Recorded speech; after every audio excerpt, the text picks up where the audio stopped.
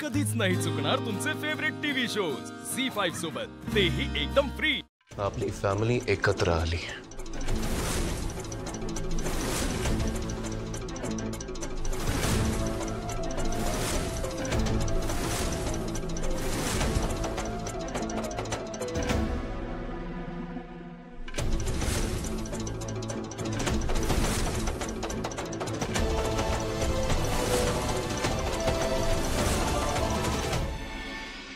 आई, अहो काय करताय तुम्ही?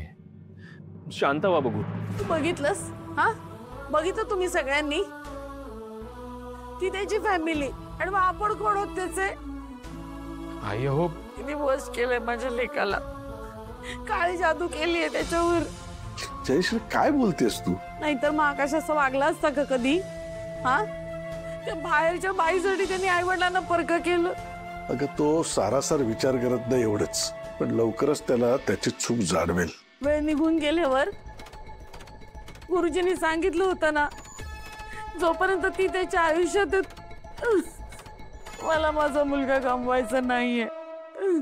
आई, आई तुम्ही माझ्याकडे बघा। आई, तुमचं हे दुःख माझ्यापेक्षा अजून जास्त कोणाला कळू शकेल? त्या बाईमुळे आधीच मी माझं एक कुटुंब गमावून बसलोय। माझ्या आई बाबांना माझ्यापासून दुरावले, तिने माझं आयुष्य बर्बाद केलंय। पण आई, म्हणूनच तिला मी तीच गोष्ट पुन्हा करू देणार नाही। म्हणजे आई, तुमचा विश्वास आहे ना माझ्यावर? चौथा मुलगा म्हणता तुम्ही मला, त्या नात्याने मी तुम्हाला आज एक वचन देतोय।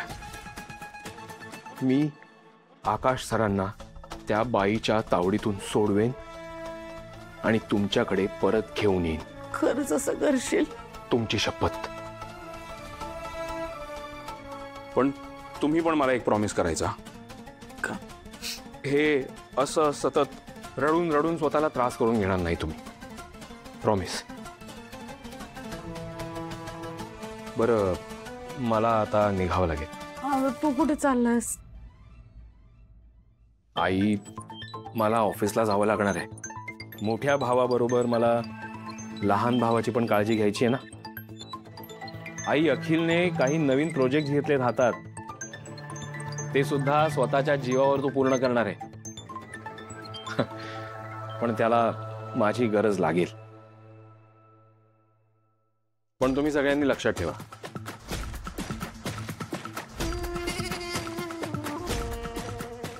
मी जिवंत असेपर्यंत हे घर तुटू देणार नाही।